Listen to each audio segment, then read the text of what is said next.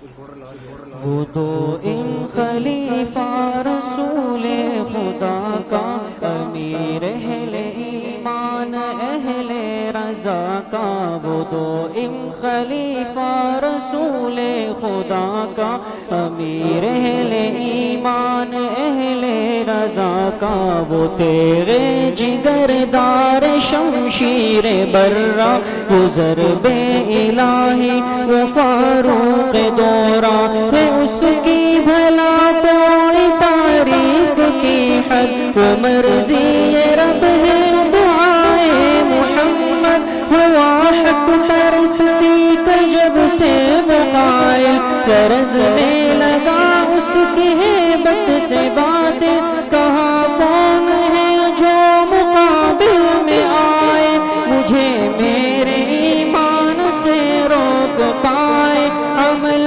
اس کا ہر ایک رب والا تھا، کہ شیطان جسے دیکھ کر بھاگتا تھا، کہ ارشاد بالا ہے ختم الرسل کا، میرے بعد آتا نبی تو عمر تھا، یہ ارشاد بالا ہے ختم الرسل کا، میرے بعد آتا نبی تو عمر تھا، عمر ابن خطاب فاروق اعظم، وہ مطلوب محبوب رب دو عالم، خشیت وللہیت کا وہ پے کر، توکل تواضع تھے اس کے عساکر، کہ تھی جس کی شاہی میں طرز فقیری، مگر زیب دیتی تھی اس کو امیری، وہ مخدوم ہو کے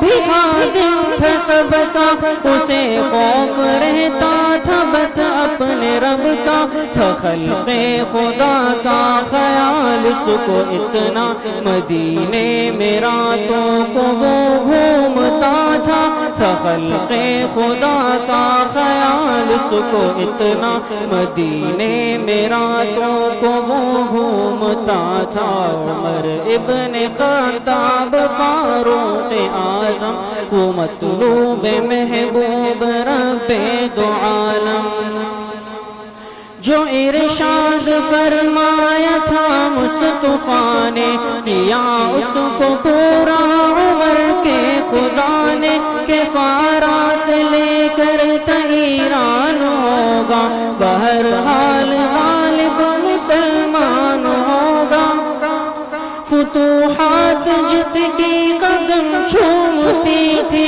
مسرت سے روح نبی جھومتی تھی، زمین اس کے دور خلافت پہ نازا، فلک اس کے طرز عدالت پہ شادہ، زمین در زمین اس کا سکہ روا تھا، مگر کوئی دیکھے کہ وہ خود کہاں تھا، زمین در زمین اس کا سکہ روا تھا، مگر کوئی دیکھے کہ وہ خود کہاں تھا، عمر ابن خطاب فاروق اعظم، وہ مطلوب محبوب رب دو عالم، عمر ابن خطاب فاروق اعظم، وہ مطلوب محبوب رب دو عالم۔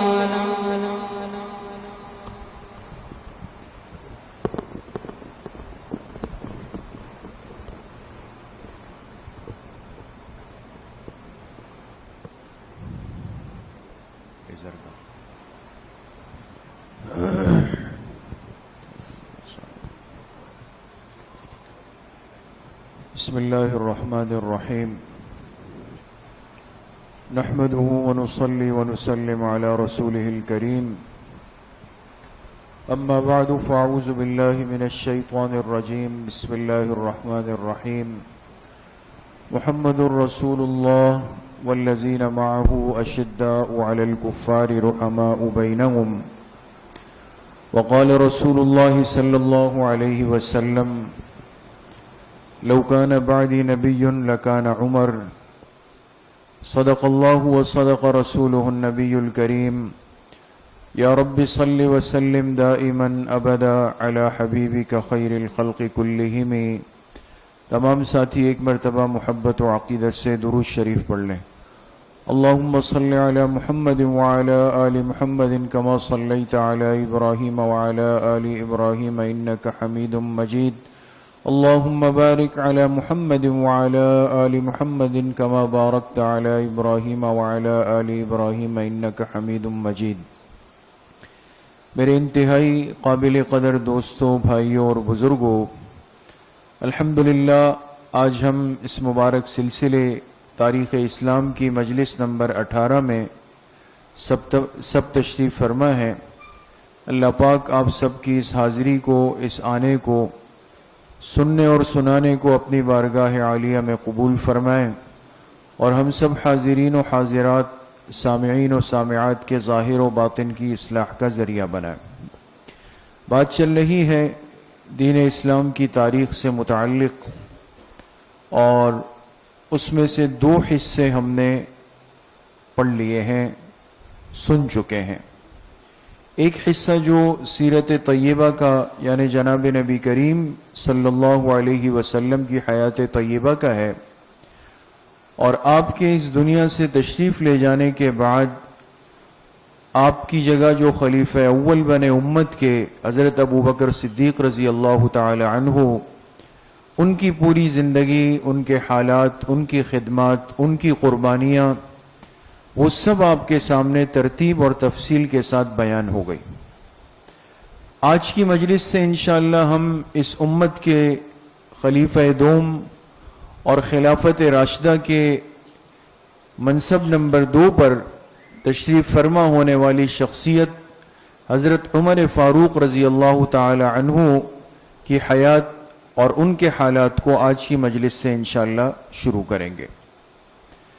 ان ہستیوں کی زندگیوں کو سننا، سمجھنا، پڑھنا ایک مسلمان کے لیے بہت ضروری ہے، اور پھر خاص طور پہ آج کے ان فتنوں کے حالات میں، جبکہ ہر طرف باطل اسلام پر ٹوٹ پڑا ہے، اور بہت افسوس کی بات یہ ہے کہ ایک مسلمان ہوتے ہوئے بھی اسلام کی ان مبارک ہستیوں سے، جن کی وجہ سے اللہ پاک نے دین کی بنیادوں کو مضبوط فرمایا، اور جنہوں نے حضور علیہ السلام کی لائی ہوئی محنت کو نہ صرف محفوظ کیا بلکہ پوری دنیا تک لے کر پہنچے، آج ہم ان کی زندگیوں سے بالکل ناواقف ہیں۔ ہمیں خلفائے اربعہ کے مقام اور منصب کا علم تک نہیں، ان کے ناموں کا پتہ تک نہیں، ان کی آپس میں رشتہ داریوں کا ہمیں پتہ تک نہیں ہے، ان کو اللہ پاک نے کیا مقام دیا تھا۔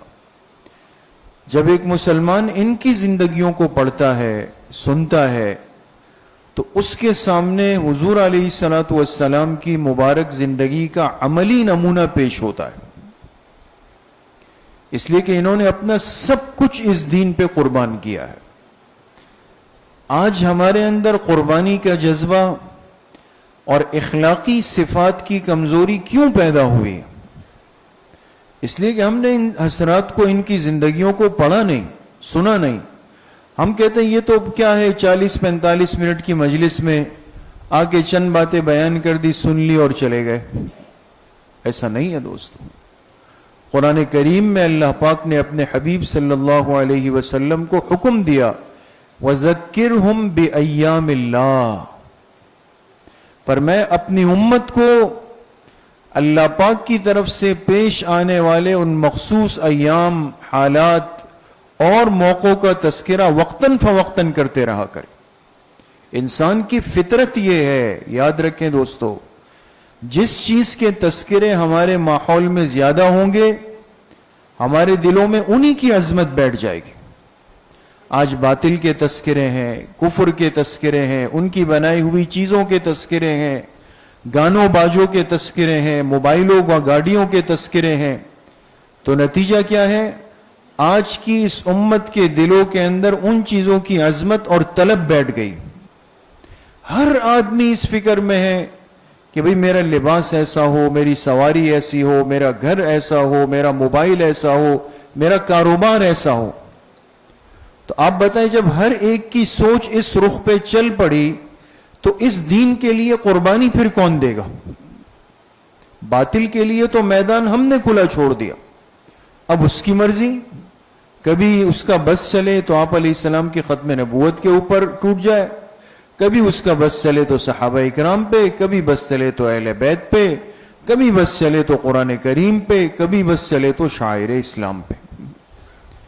اس لیے ان حضرات کی زندگیوں کو جب ہم سنیں گے، پڑھیں گے اور ہمارے سامنے ان کے حالات آئیں گے تو آپ کو سمجھ آئے گا، آدھی آدھی دنیا پر حکمرانی کرنے والے بادشاہ لیکن حضور کی تربیت سے ایسا بنے کہ راتوں کو اٹھ کر اللہ کے خوف سے روتے تھے، جن کے دلوں میں اپنے رعایا کے ایک ایک بچے کا خوف بیٹھا ہوا تھا۔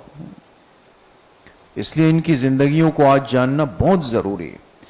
اس سے آپ کو دین کے ہر شعبے میں اور دنیا کے ہر شعبے میں اخلاص، امانت، دیانت کے ساتھ کام کرنے میں آسانی رہے گی۔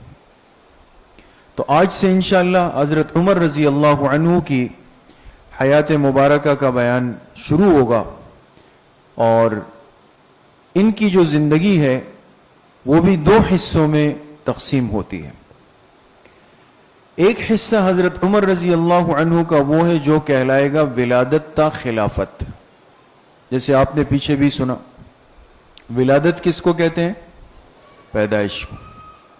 پیدائش سے لے کر اس دن تک جس دن یہ مسلمانوں کے خلیفہ بنے، اس بیچ کی جو زندگی ہے یہ زندگی کا ایک حصہ ہے۔ دوسرا حصہ ہے خلافت تا وفات، جب مسلمانوں کے خلیفہ بن گئے اس کے بعد سے لے کر دنیا سے تشریف لے جانے تک جو زندگی ہے یہ ہے دوسرا حصہ۔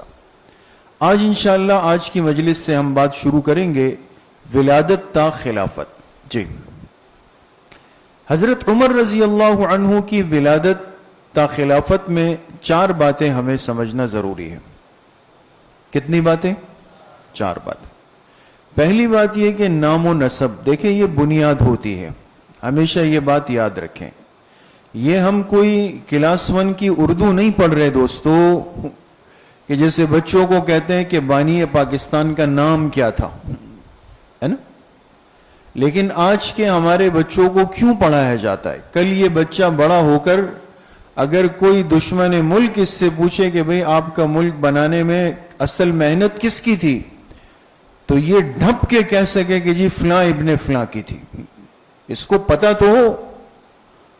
تو آج ایک مسلمان بچے کو یہی نہیں پتا کہ خلفائے راشدین ہے کون، اسلام کی بنیادیں بنانے والی شخصیات کے نام کیا تھے، لہذا وہ ان کے نام اور نسب پر بدبخت اعتراض کرنے لگ گئے۔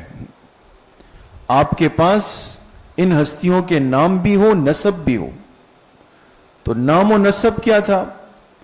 پھر عہد جاہلیت، چونکہ ابھی بات آ جائے گی کہ حضور علیہ السلام کو جب نبوت ملی تو آپ علیہ السلام کی عمر مبارک کتنے سال تھی؟ 40 سال۔ اب ان 40 سالوں کے بیچ میں جو پیدا ہوا تو ظاہر سی بات ہے وہ زمانہ تو زمانہ اسلام کا نہیں ہے، وہ عہد جاہلیت ہے، تو اس جاہلیت کے زمانے میں اس شخصیت کی زندگی کیسے گزری؟ تیسری بات، جاہلیت سے اسلام کا ایک سفر حضرت عمر نے کیا ہے جو تقریباً صحابہ نے کیا، لیکن ان کا سفر ذرا عجیب انداز کا ہے۔ پھر جب زمانہ اسلام میں آئے تو عہد اسلام کیسے گزارا ہے؟ جی، نام و نسب حضرت عمر رضی اللہ عنہ کا، جی اس میں دو باتیں، ایک ان کا نام و نسب، ایک ان کی ازواج و اولاد، بیویاں اور اولاد۔ جی، اور کیجئے گا، پورا نام عمر ابن خطاب عدوی قریشی ہے۔ عدوی یہ عرب کا مشہور قبیلہ ہے، بنو عدی، قبیلے کا نام کیا ہے دوستو؟ بنو عدی، لیکن نسبت کی وجہ سے درمیان میں واو آ جاتی ہے تو عدوی ہو گیا۔ یہ قریش کی ایک شاخ ہے، اور قریش وہی خاندان ہے جس سے جناب نبی کریم صلی اللہ علیہ وسلم تشریف لائے، تو گویا کہ قریش کی ایک شاخ بنو عدی سے حضرت عمر رضی اللہ عنہ کا تعلق ہے۔ آپ کی کنیت کیا ہے؟ ابو حفص، ابو حفص، اس لیے کہ آپ کی صاحبزادی ہے حضرت حفصہ رضی اللہ تعالی عنہا، جو حضور علیہ السلام کی زوجہ مطہرہ بنی، امہات المومنین میں ہے، اس نسبت سے کنیت کیا ہے؟ ابو حفص۔ آپ کا لقب کیا ہے؟ فاروق، فرق کرنے والے حق اور باطل کے درمیان۔ والد کا نام کیا ہے؟ خطاب ابن نفیل۔ والدہ کا نام کیا ہے؟ حنتمہ بنت ہشام۔ یہاں تھوڑی سی بات سمجھیں گے۔ حضرت عمر کی والدہ کا نام کیا ہے؟ حنتمہ۔ یہ حنتمہ سگی بہن ہے، سگی بہن ہے ابو جہل کی۔ کس کی؟ تو ابو جہل رشتے میں حضرت عمر رضی اللہ عنہ کے کیا ہوئے؟ سگے ماموں ہو گئے۔ آپ سمجھ گئے بات کو؟ یہ بات اتنا زور دے کر آپ کو اس لیے سمجھائی تاکہ یہ جو ہم سنتے ہیں نا، اسلام لانے سے پہلے حضرت عمر رضی اللہ عنہ کفر میں، حضور کی مخالفت میں جو اتنا سخت تھے، ہے نا، اس کی وجہ یہ تھی کہ یہ ماموں کا اثر تھا۔ بچے تو اپنے بڑوں سے اثر لیتے ہیں، اور عام طور پہ ہماری معاشرت میں بچوں کا مزاج ننیال کی طرف زیادہ جاتا ہے، تو آج بھی واضح ہے۔ تو اس ماموں کا جو مزاج تھا نا ابو جہل کا، اس کا اثر تھا، اس لیے اسلام لانے سے پہلے کا جو زمانہ ہے وہ بھی بڑا سخت تھا، لیکن جب اسلام لائے تو پھر تو کام کر گئے۔ ولادت کب ہوئی؟ واقعہ فیل کے 13 سال کے بعد۔ واقعہ فیل سے مراد کیا ہے؟ جی، ہاتھیوں والا واقعہ۔ کون سی سورت ہے قرآن میں؟ سورت الفیل۔ ایک بادشاہ ہاتھیوں کا لشکر لے کے آیا تھا مکہ مکرمہ کو گرانے کے لیے۔ اس بادشاہ کا نام کسی کو پتا ہے؟ ابرہہ نام تھا اس کا۔ یہ ابرہہ جس سال خانہ کعبہ کو گرانے آیا، یہ اتنا مشہور واقعہ تھا کہ عرب میں یہ سال مشہور ہو گیا عام الفیل، اور لوگ اپنی پیدائش کے سال کو اس سے جوڑتے تھے۔ کہتے تھے بھئی میں فیل والے واقعے کے 2 سال بعد پیدا ہوا، 4 سال بعد پیدا ہوا، 8 سال بعد پیدا ہوا۔ سمجھ گئے نا؟ بعض چیزیں مشہور ہو جایا کرتی ہیں، جیسے کوئی کہے کہ میں پاکستان بننے کے 4 سال بعد پیدا ہوا، تو پاکستان کب آزاد ہوا؟ 1947 میں، تو 4 سال کا مطلب یہ ہے کہ 1951 میں پیدا ہوئے۔ ٹھیک ہے نا؟ تو واقع فیل کے 13 سال کے بعد حضرت عمر پیدا ہوئے۔ اب یہاں پہ تھوڑا سا سٹاپ لگائیں۔ اب میں آپ سے ایک بات پوچھتا ہوں کہ حضور علیہ السلام کی ولادت اس واقعے کے کتنا عرصہ بعد ہوئی؟ جی 50 یا 55 دن بعد۔ بات پہلے آ چکی ہے تو بھولنا نہیں ہے کسی چیز کو۔ حضور کی ولادت اس واقعے کے 50 یا 55 دن بعد ہوئی، یعنی اسی سال میں ہوئی۔ ٹھیک ہے؟ اور حضرت عمر کی ولادت اس واقعے کے کتنے سال بعد ہو رہی ہے؟ 13 سال۔ تو اب اگر کوئی ہم سے پوچھے کہ حضرت عمر رضی اللہ عنہ حضور علیہ السلام سے عمر میں کتنے چھوٹے تھے، آپ کیا کہیں گے؟ 13 سال۔ یہ یاد رہے گا، 13 سال حضور علیہ السلام سے عمر میں چھوٹے تھے۔ کل عمر کتنی پائی؟ 65 سال۔ جی، ازواج و اولاد کتنی تھی؟ پہلے بھی ہم ایک خصوصی مجلس کر چکے ہیں یکم محرم کی نسبت سے، آپ ساتھیوں کو یاد ہوگا، اس میں کچھ باتیں آ بھی چکی۔ حضرت عمر رضی اللہ عنہ کی ازواج یعنی بیویاں، کل بیویاں کتنی تھی؟ اس میں ایک تو وہ نکاح ہے، وہ بیویاں ہیں جو اسلام کے زمانے سے پہلے کی ہے، اسلام سے پہلے کی۔ اور اسلام سے پہلے حضرت عمر کے نکاح میں کتنی عورتیں ہیں؟ 4۔ یہ کتنی عورتیں؟ 4۔ اور آگے آئے گا اسلام کے بعد ان کے نکاح میں یکے بعد دیگرے کتنی عورتیں آئی ہیں؟ 6۔ ان میں سے 4 آزاد ہیں، 2 ام ولد ہیں۔ خیر، اسلام سے پہلے 4 عورتیں آپ کے نکاح میں آئی۔ ایک حضرت زینب بنت مزعون، ایک حضرت سبیعہ، ایک ام کلثوم ملیکہ بنت عمر، اور ایک قریبہ یا قریبہ، دونوں طرح کے الفاظ۔ یہ 4 عورتیں اسلام سے پہلے حضرت عمر کے نکاح میں آئی، لیکن ہماری کتابوں میں یہ بات لکھی ہے کہ جب حضرت عمر اسلام لے آئے تو ان چاروں پر اسلام پیش کیا, انہوں نے قبول نہیں کیا, تو لہٰذا ان کو نکاح سے کیا کر دیا؟ آزاد کر دیا, فارغ کر دیا, پھر ختم ہو گیا. ان میں سے جو پہلی بیوی ہے ان سے ہوئے ہیں 3 بچے, بہت غور کریں گے. ایک بیٹی حضرت حفصہ, انہی کی نسبت سے حضرت عمر کی کنیت کیا ہے؟ ابو حفص. اور یہ حضرت حفصہ امت کی کیا ہے؟ ماں ہے. حضرت حفصہ رضی اللہ عنہا امہات المومنین میں. ایک بیٹے ہوئے, ان کا نام رکھا عبد الرحمن اکبر. یہ ذہن میں رکھے, اکبر اس لیے کہا کہ حضرت عمر کے 3 بیٹوں کا نام عبد الرحمن ہے. کتنے بیٹوں کا؟ اب ظاہر سی بات ہے کہ تینوں کا نام عبد الرحمن ہے, تو فرق کیسے ہوگا؟ تو دیکھیں یہ اکبر ہے, آگے آئے گا ایک ہے اوسط. اوسط کہتے ہیں درمیانے کو. ایک ہوں گے اصغر یعنی چھوٹے. تو عبد الرحمن اکبر سب سے بڑے, عبد الرحمن اوسط درمیانے, عبد الرحمن اصغر سب سے چھوٹے. 3 بچے ہوئے حضرت زینب سے, حفصہ, عبد الرحمن اکبر اور عبداللہ. یہ عبداللہ ابن عمر رضی اللہ عنہما ہے, جو مشہور صحابی ہے اور جنہوں نے دین کا بہت بڑا حصہ امت تک پہنچایا. دوسری بیوی سبیعہ سے کوئی اولاد نہیں ہے. تیسری بیوی ام کلثوم ملیکہ بنت عمر سے 2 بچے ہوئے, ایک عبید اللہ اور ایک زید اصغر. ان کے ساتھ اصغر اس لیے لگائے کہ زید نام کے بھی 2 بیٹے ہیں, ابھی آپ کے سامنے آئے, زید اکبر اور زید اصغر. چوتھی قریبہ سے کوئی اولاد نہیں. جی, اسلام لانے کے بعد اب یہ نکاح ہوئے. نمبر 5, یہ اس پہ بہت غور کریں گے آپ حضرات. اسلام لانے کے بعد نکاح کیا حضرت ام کلثوم بنت علی رضی اللہ عنہا سے. یہ ام کلثوم رضی اللہ عنہا یہ کن کی صاحبزادی ہے؟ حضرت علی کرم اللہ وجہہ کی اور حضرت فاطمہ الزہرا رضی اللہ عنہا کی. تو اس سے پتہ چلا کہ حضرت عمر رضی اللہ عنہ حضرت علی کے کیا ہو گئے؟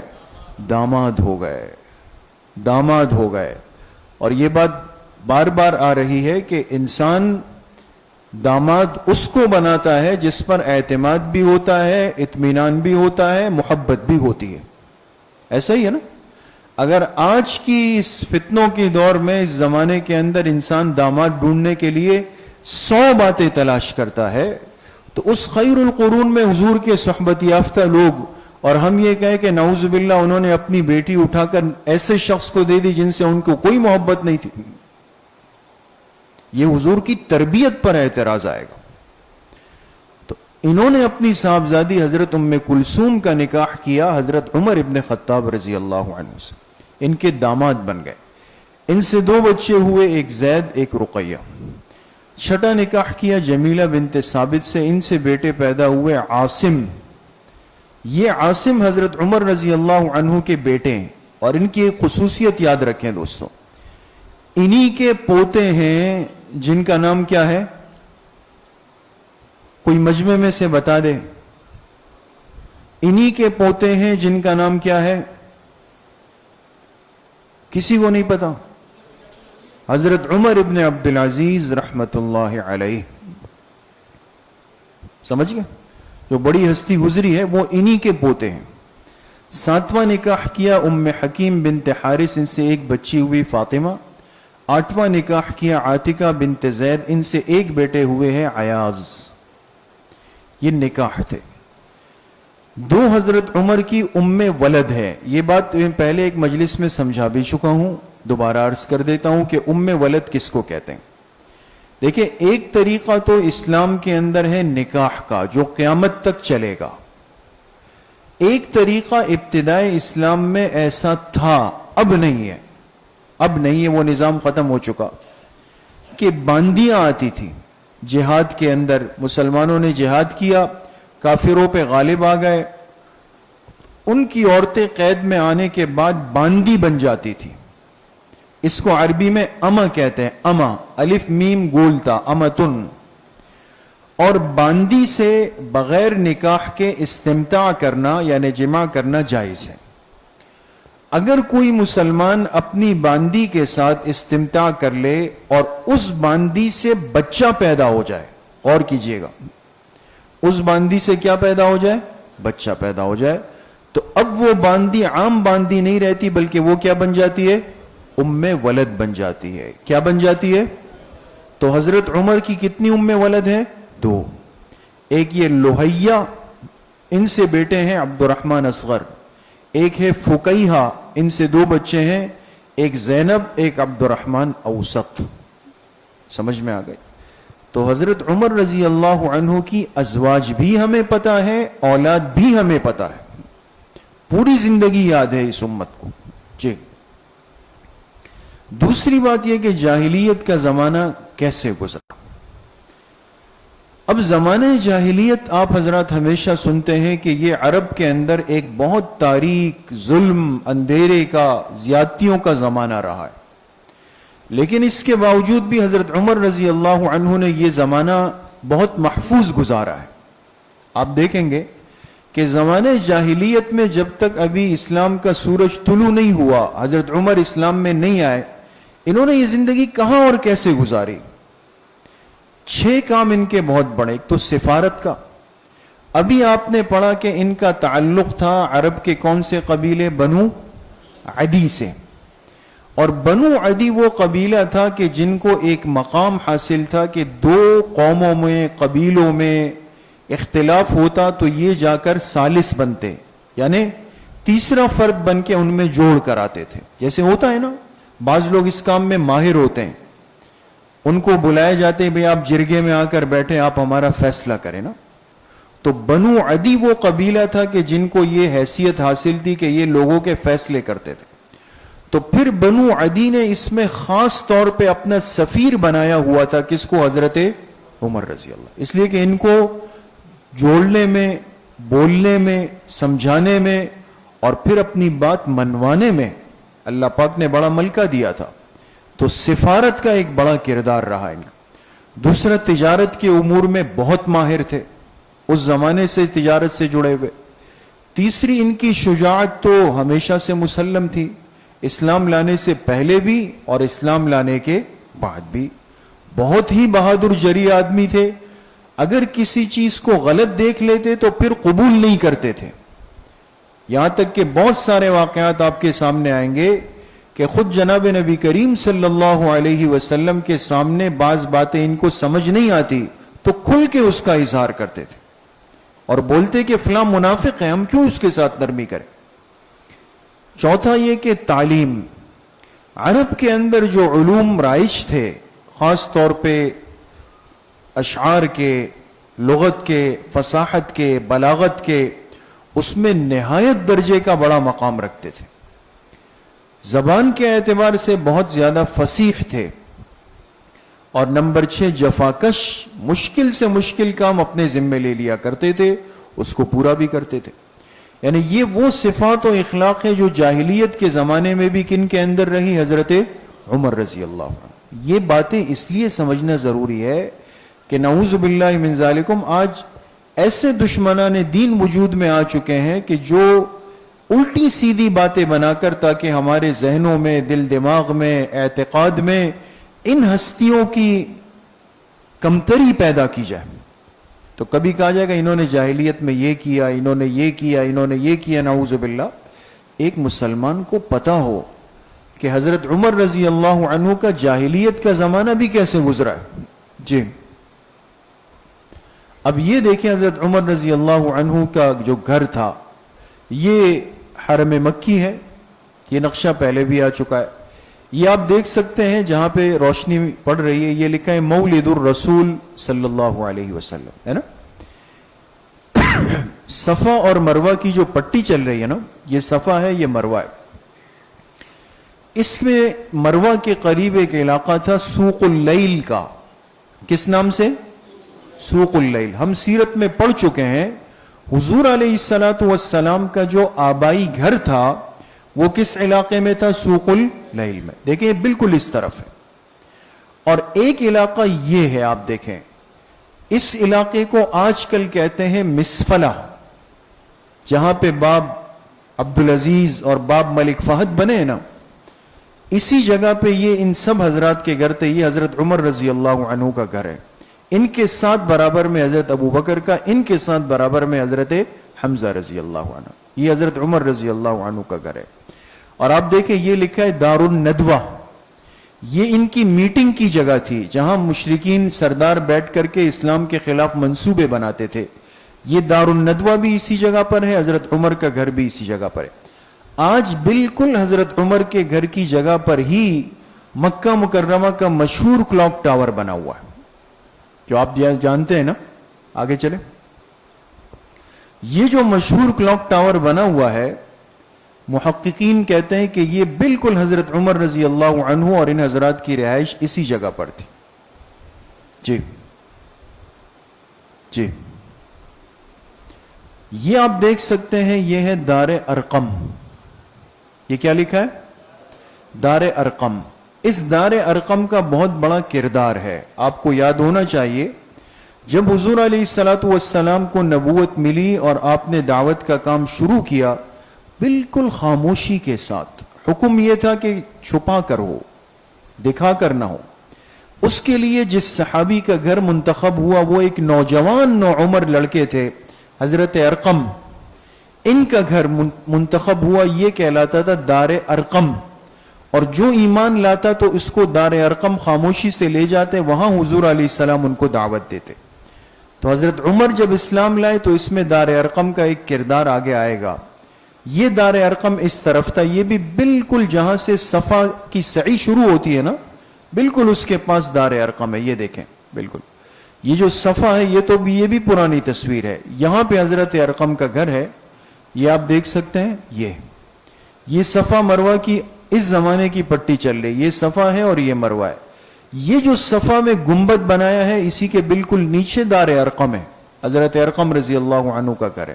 جی یہ دیکھیں، یہ بالکل نما ہے. یہ صفا مروہ کی پٹی چل رہی ہے، یہاں سے سعی شروع ہوتی ہے، لوگ صفا سے مروہ آتے ہیں، پھر مروہ سے صفا جاتے ہیں. اس طرح کتنے چکر لگتے ہیں؟ 7 چکر. تو بالکل اس کے نیچے حضرت ارقم رضی اللہ عنہ کا گھر تھا. جی اب جاہلیت سے اسلام کا ایک سفر طے ہوا، لیکن کیسے آئے؟ اللہ پاک کی شان دیکھیں کہ نکلے کس ارادے سے اور ہوا کیا. اسلام لانے کا بڑا عبرت آمیز واقعہ ہے. وہ واقعہ کیا پیش آیا؟ جی ایک دن بہت غصہ آیا، کسی نے کان بھر دیے کہ بھئی یہ شخص دن بدن اس کا حلقہ بڑھتا جا رہا ہے، لوگ اس کی باتوں میں آ رہے ہیں، ہمارے بتوں کو برا بھلا کہتے ہیں. تلوار لی اور تھے تو بالکل جفاکش آزاد آدمی.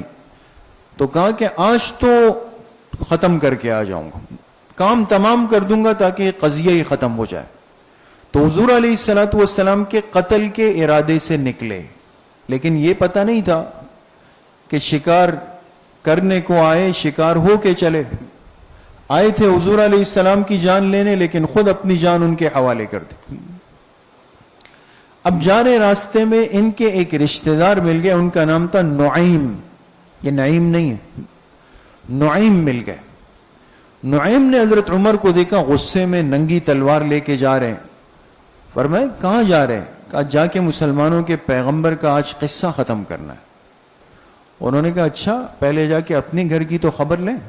کیا ہوا؟ کہا آپ کی بہن فاطمہ حضرت عمر کی سگی بہن تھی، اور بہنوئی سعید ابن زید وہ اسلام لے آئے ہیں، ان کو بعد میں دیکھیں، پہلے اپنے گھر کی خبر لیں. وہ لوگ کلمہ پڑھ کے اسلام کے اندر داخل ہو چکے ہیں، آپ کی بہن اور آپ کے بہنوئی. یہ سنا تو غصہ اور زیادہ ہو گیا کہ کیا کرنے جا رہے تھے اور کیا ہو گیا. اب تلوار لے کے رخ بدل دیا، بہن کی گھر کی طرف چلے گئے. جی اب حضور علیہ الصلوۃ والسلام کی ایک ترتیب تھی، بہت غور کریں. جو نئے مسلمان ہوتے تھے ان کی تربیت کے لیے آپ علیہ السلام نے ایک ترتیب بنائی تھی. ترتیب کیا تھی آپ علیہ الصلوۃ والسلام کی؟ جی نئے گھرانے، یعنی جو نئے نئے لوگ اسلام میں داخل ہوتے تھے نا، ان کی تربیت کے لیے پرانے ساتھی کو بھیجا جاتا تھا. دیکھیں یہ طریقہ ہے. آج کی امت بھی تربیت کے لیے اسی طریقے کی محتاج ہے. آج ہم کہتے ہیں فلاں چیز سے مجھے سیکھنے کو مل رہا ہے، فلاں چیز سے سیکھنے کو.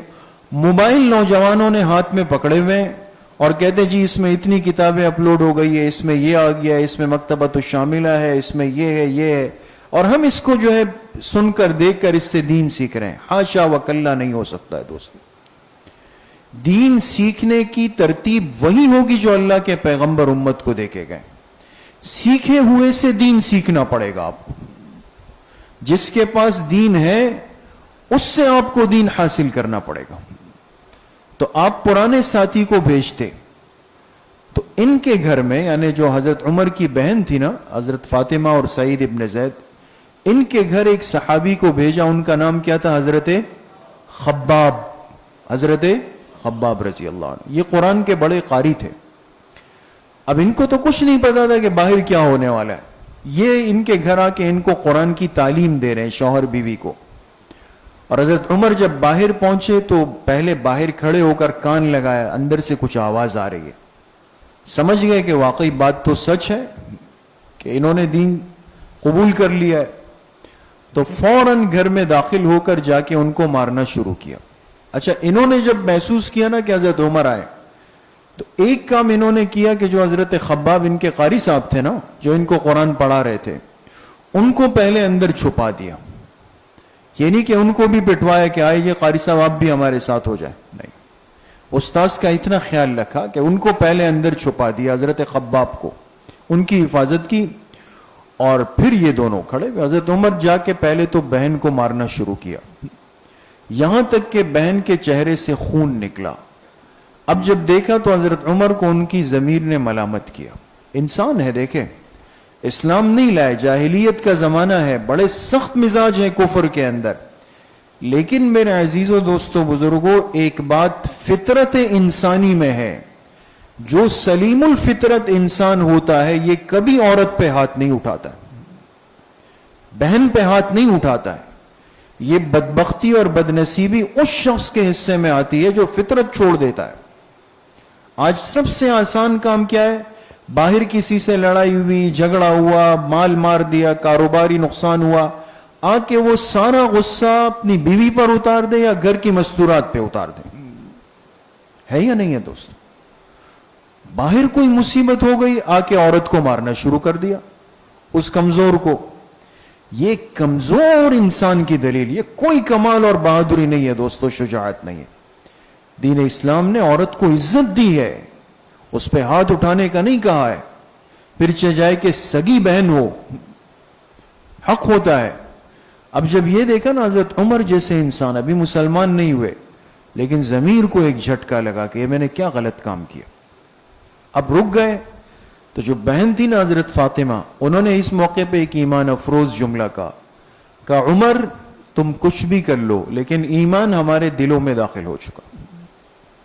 فرماتے بہن کا یہ جملہ میرے دل پہ آ کے ایسا لگا کہ مجھے جھٹکا لگ گیا.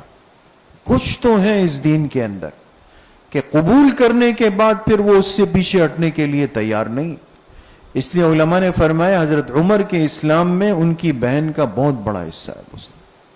حضرت عمر کا تذکرہ جب تک رہے گا نا اس کائنات میں دوستو، یاد رکھیں ان جیسے جری اور بہادر انسان کے ایمان میں ان کی بہن کا بہت بڑا حصہ ہے، عورتوں کا حصہ ہے اس دین کے اندر. تو اب یہ بات ذریعہ بن گئی ان کے ایمان لانے کا. بہن سے کہا اچھا بتاؤ کیا پڑھ رہے تھے، مجھے بھی بتاؤ. اس نے کہا ایسے تو نہیں پڑھ سکتے، اس کے لیے تو طہارت پاکی شرط ہے. کیا کروں؟ کہا جا کے غسل کر لے.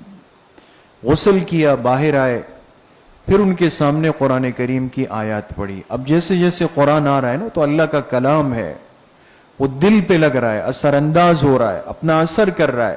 وہ تلوار جو حضور کو قتل کے لیے لی تھی وہ تلوار اب نیچے ہو گئی، اب ارادے بدل گئے.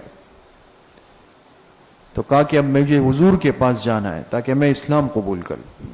جی، اسلام لانے کے بعد کچھ تبدیلیاں. جی، اب حضرت عمر رضی اللہ عنہ آئے، تلوار ہاتھ میں ہے، دار ارقم پہ. ایک صحابی نے جب دیکھا تو جا کے حضور سے فرمایا کہ عمر آ رہے ہیں اور ہاتھ میں تلوار ہے، ارادے نیک نہیں ہیں، کیا کریں؟ حضرت حمزہ بیٹھے ہوئے تھے، حضور علیہ السلام کے چچا، یہ بھی بڑے بہادر تھے. انہوں نے فرمایا آنے دو. اگر عمر کے پاس تلوار ہے تو حمزہ کے پاس بھی تلوار ہے، دونوں کی تلواریں فیصلہ کر دیں گے۔ تو آپ علیہ الصلوۃ والسلام نے فرمایا حمزہ ایسا نہیں ہے، میں نے دیکھا ہے عمر کی آنکھیں آج بدلی ہوئی ہیں، آج دعا کا اثر ہو چکا۔ تو آئے حضور علیہ السلام کی خدمت میں اور فرمایا مجھے کلمہ پڑھائیے، اشہد ان لا الہ الا اللہ واشہد ان محمدا عبدہ ورسولہ۔ حضور کی مراد پوری ہو گئی، حضرت عمر اسلام کے اندر داخل ہو گئے، اسلام لے آئے۔ جب یہ اسلام لائے تو تاریخ کی کتابوں میں لکھا ہے کہ کل تعداد ان کے ساتھ ہو گئی 40۔ کتنی ہو گئی؟ 40 تعداد۔ اب حضرت عمر جب اسلام لائے تو ان کے بعد کچھ تبدیلیاں ہوئی۔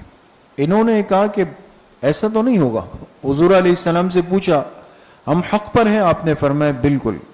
تو فرمایا پھر ہم خانہ کعبہ میں نماز کیوں نہیں پڑھیں گے؟ آپ نے فرمایا تمہاری قوم ہمیں نہیں پڑھنے دیتی۔ کہا عمر اسلام لائے ہیں، اب دیکھتے ہیں کون رکتا ہے۔ تو کیا کیا؟ 2 صفیں بنائی، کہا ایک صف میرے پیچھے چلے، حضرت عمر نے فرمایا ایک صف کو حضرت حمزہ کے پیچھے کھڑا کیا، 2 صفیں بنائیں اور آ کے مطاف کے اندر آ گئے۔ دار ارقم سے، دار ارقم جو بالکل مطاف کے ساتھ تھا، حرم مکی کے ساتھ، وہاں سے چل کر آ کے کھڑے ہو کر آذان بھی دی اور باجماعت نماز پہلی دفعہ حرم مکی میں پڑھی گئی جب حضرت عمر اسلام کے دائرے میں داخل ہو گئے۔ دوسری بات یہ کہ جب اسلام لائے تو اتنے جری تھے کہ خاموش نہیں بیٹھے، سب سے پہلے اپنے ماموں ابو جہل کے گھر گئے، جن سے سب سے زیادہ دوستی تھی نا، ان کا دروازہ کھٹکھٹایا، وہ باہر نکلے تو ان سے کیا کہا؟ جملہ کہا ماموں آپ کو پتا ہے کہ میں آپ کے خیال میں بے دین ہو گیا ہوں۔ وہ بے دین کس کو کہتے تھے؟ جو شرک چھوڑ کر اسلام میں چلا جائے نا۔ تو کہا آپ کو پتا ہے میں بے دین ہو گیا ہوں۔ ابو جہل نے کہا بانجے یہ ہو ہی نہیں سکتا کہ تم بھی بے دین ہو جاؤ۔ کہا ہو گیا ہوں۔ کہا نہیں ہو سکتا۔ کہا لا الہ الا اللہ محمد الرسول اللہ، اب بولو۔ اس کو بہت غصہ آیا، لیکن عمر کی تلوار تھی، ہمت نہیں تھی، غصے میں دروازہ بند کر دیا۔ حضرت عمر واپس تشریف لے آئے۔ جی یہ دیکھیں، یہ دار ارقم ہے۔ جب حضرت عمر اسلام لائے 2 صفیں بنا کر یہاں حرم مکی آئے، یہاں اذان دی گئی اور یہاں باقاعدہ پہلی دفعہ باجماعت نماز پڑھی گئی۔ جی اب اسلام کا زمانہ آیا ہے، اسلام قبول کر لیا حضرت عمر رضی اللہ عنہ نے۔ اب اسلام میں ایک عرصہ تو وہ ہے جو حضور علیہ الصلوۃ والسلام کی حیات مبارکہ کا حضرت عمر کو ملا، اور ایک حصہ وہ تھا کہ جب حضور دنیا سے تشریف لے گئے اور حضرت ابوبکر صدیق رضی اللہ عنہ کا زمانہ ان کو ملا۔ جی عہد نبوی میں کیسی زندگی رہی؟ بے مثال زندگی رہی۔ اب یہ ساری باتیں آپ حضرات کے سامنے آ گئی کہ اسلام کیسے قبول کیا، اور جب اسلام قبول کیا تو پھر ایک دعوت کا کام شروع کیا۔ اب آپ علیہ الصلوۃ والسلام فرماتے تھے کہ بھئی لوگ حکمت سے بات کریں، چھپ کے بات کریں تاکہ ہمارے لیے کوئی مسئلہ نہ بنے۔ ایک حضرت عمر تھے جو جا کے بھرے مجمع میں بات کرتے تھے، کھل کے کرتے تھے، لوگ دیکھتے تھے، دانت چباتے تھے، لیکن کہہ کوئی کچھ بھی نہیں سکتا تھا، ڈرتے تھے۔ قربانی دین اسلام کے لیے بھرپور قربانی دی، سب کچھ خرچ کیا۔ ہجرت کا وقت آیا، آپ علیہ الصلوۃ والسلام نے ایک ترتیب کے ساتھ صحابہ کو روانہ کیا، جماعتیں بنا بنا کے، اور فرمایا کوشش کرو رات کے آخری حصے میں جاؤ تاکہ ان کو پتہ نہ چلے۔ لیکن جب حضرت عمر جانے لگے تو کیسے گئے؟ اپنا سامان لیا، پہلے حرم مکی میں آئے، مطاف میں کھڑے ہو گئے اور کہا سنو میں عمر ابن خطاب ہوں اور میں ہجرت کر کے مدینہ جا رہا ہوں، اعلان کر رہا ہوں، اب ہے جس کو اپنی بیوی کو بیوہ کرانا ہو تو میرا راستہ روک دے۔ ایسے جری انسان۔ جتنے جہاد حضور علیہ الصلوۃ والسلام نے اپنی حیات مبارکہ میں فرمائے، غزوہ بدر سے لے کر آخر تک، ہر موقع پر حضور علیہ السلام کے شانہ بشانہ رہے، ہٹے نہیں، ایک موقع پر بھی پیچھے نہیں ہوئے۔ حضور کی زندگی میں ہی ان کو بہت سارے کاموں میں قیادت دی گئی، ذمہ داری دی گئی، ان کو بڑا بنایا گیا۔ اس لیے صحابی فرماتے ہیں کہ ہم حضور علیہ الصلوۃ والسلام کی زندگی میں جب بھی آتے تھے تو 3 نام ایک ساتھ ہوتے تھے. یہ بڑی عجیب روایت ہے. کتنے نام؟ 3 نام. جو بھی کوئی نیا آدمی آتا تو وہ کہتا اللہ کے پیغمبر کہاں ہیں، ابو بکر کہاں ہے، عمر کہاں ہے. اللہ کے پیغمبر کہاں ہیں، ابو بکر کہاں ہے، عمر کہاں ہے. سمجھے؟ اور جب حضور علیہ السلام کی مجلس میں بیٹھتے تو آپ کوئی اہم بات ہوتی تو پوچھتے ابو بکر کہاں ہے، عمر کہاں ہے، ابو بکر کہاں ہے، عمر کہاں ہے. کہ ہم سمجھ گئے تھے کہ حضور کی دنیا سے تشریف لے جانے کے بعد یہ کام انہی ہستیوں کے پاس آئے. اس وقت سے اشارے مل گئے. جی، جب حضور علیہ السلام دنیا سے تشریف لے گئے، اب حضرت ابوبکر صدیق رضی اللہ عنہ مسلمانوں کے خلیفہ بنے. لیکن یہ خلافت حضرت ابوبکر صدیق کو کیسے ملی؟ کچھ تذکرہ تو آپ کے سامنے خلافت راشدہ کے پہلے دور میں آیا، لیکن حضرت ابوبکر کی خلافت میں خلیفہ اول بنانے میں حضرت عمر کا بہت بڑا کردار تھا، خلافت میں بھی اور خلافت صدیقی میں بھی. دیکھیں آپ جی، مسئلہ خلافت میں کیا کردار ہوا یہ بہت غور کریں دوستو. حضور علیہ السلام دنیا سے تشریف لے گئے، ابھی آپ کی تدفین نہیں ہوئی. پیر کا دن ہے، پیر کا دن، تدفین نہیں ہوئی. آپ کا جسم مبارک موجود تھا آپ کی چارپائی پر. لیکن آپ علیہ الصلوۃ والسلام امت کو ایک تعلیم دے کر گئے تھے. بہت غور سے سنیں. آج کل بعض بدباطن قسم کے لوگ ایک اعتراض کرتے ہیں، وہ کہتے ہیں نعوذ باللہ حضور علیہ الصلوۃ والسلام کا جسم مبارک چارپائی پر تھا تدفین کے لیے، اور کچھ لوگوں کو شوق تھا کہ بھئی ہمیں خلیفہ بنا دیا جائے. انہیں اس بات کی پرواہ نہیں تھی کہ حضور کی نماز جنازہ پڑھنی ہے، کیا کرنا ہے. نعوذ باللہ.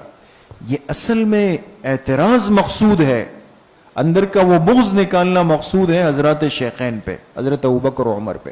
اس لیے اس مسئلے کو آج سمجھ کے جائیں.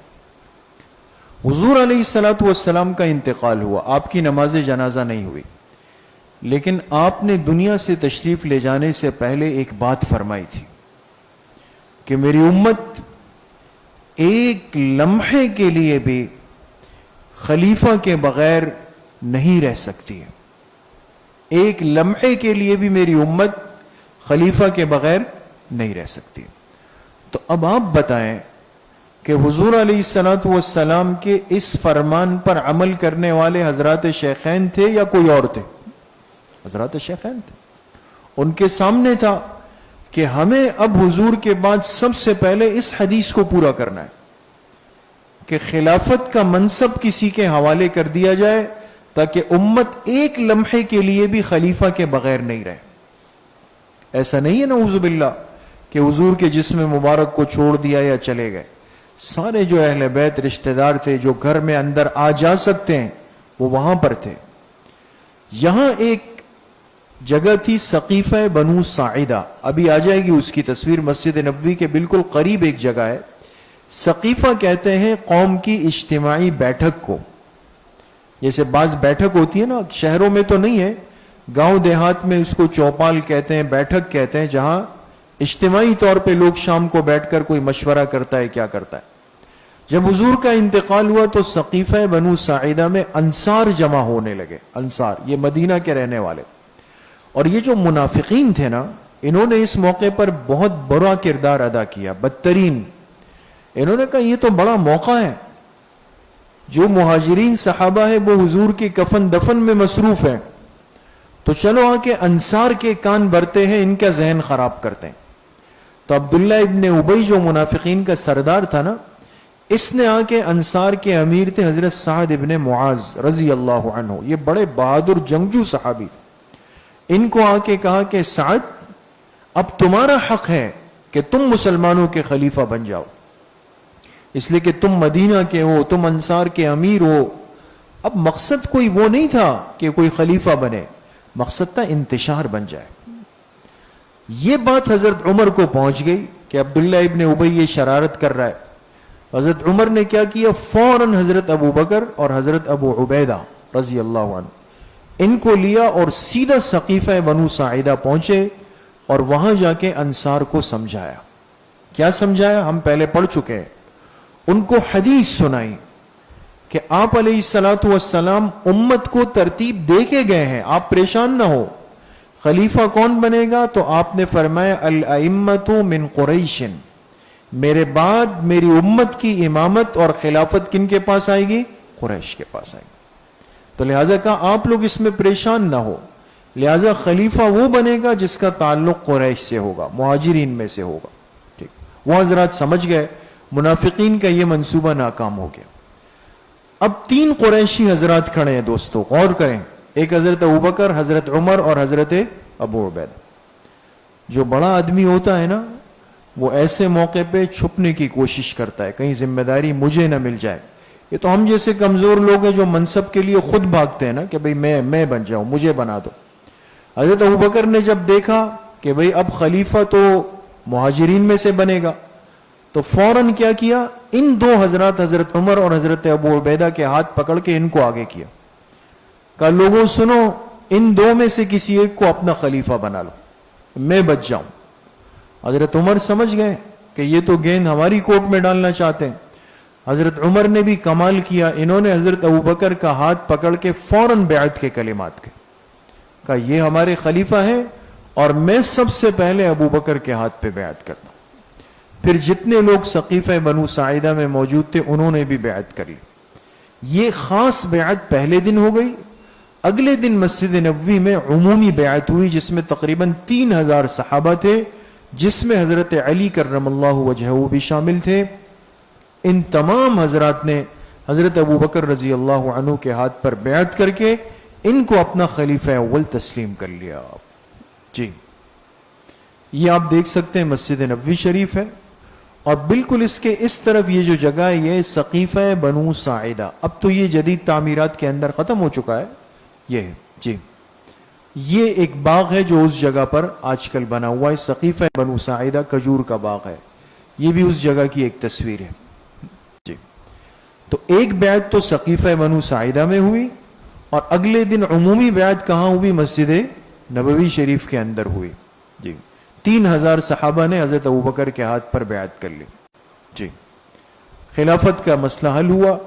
اب حضرت ابوبکر صدیق خلیفہ بن گئے. اس دور میں حضرت عمر کا کیا کردار رہا پھر؟ جی، 2 باتیں.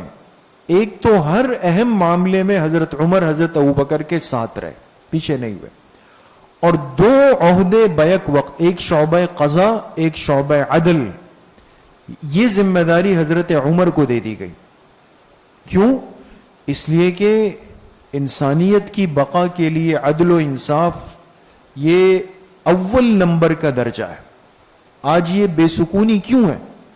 نہ مرد محفوظ، نہ عورت محفوظ، نہ بچے محفوظ، نہ بچیاں محفوظ. ہر انسان غیر محفوظ ہے بھائی.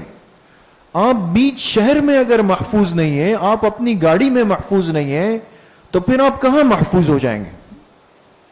وجہ اس لیے کہ انصاف کا ایسا نظام ہے کہ اگر آپ نے کہا کہ جی میں تو ترتیب پہ انصاف پہ چلوں گا، تو پھر آپ اپنے 8-10 سال اور 8-10 لاکھ روپے فارغ کر دیں، ہے نا؟ یہ کمزوریاں ہے.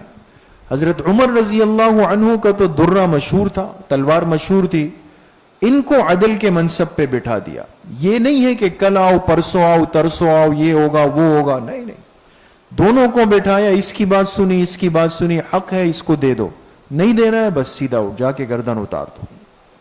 جب ایسے معاملات شروع ہوئے تو امت کے اندر سکون پیدا ہو گیا کہ بھئی ہمیں تو فوری عدل ملتا ہے، سستا ملتا ہے. دوسرا، 2 حضرات حضرت عمر اور حضرت علی کرم اللہ وجہہ، یہ دونوں حضرات حضرت ابوبکر رضی اللہ عنہ کے مرکزی مشیر تھے. ہر اہم کام کا مشورہ دینے میں ان 2 حضرات کو آگے رکھا جاتا تھا. سمجھ میں آ گئے؟ جی، یہ حضرت عمر رضی اللہ عنہ کا گھر ہے. مکہ مکرمہ کا گھر آپ نے دیکھا جہاں آج کل کلاک ٹاور بنا ہوا ہے. یہ مسجد نبوی شریف کا ایک نقشہ ہے، اور یہ دار عمر لکھا ہوا ہے بالکل. یہ جو باب جبریل ہے، اور یہاں سے حضور علیہ السلام کے روضہ مبارکہ پہ سلام کے لیے حاضری ہوتی ہے.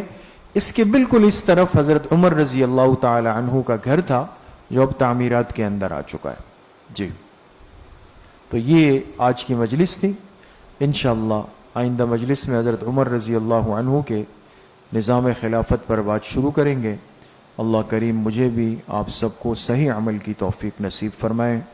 وآخر دعوانا ان الحمد للہ رب العالمین. الحمد للہ رب العالمین والصلاة والسلام علی سید الانبیاء والمرسلین سیدنا و مولانا محمد وآلہ وصحبہ.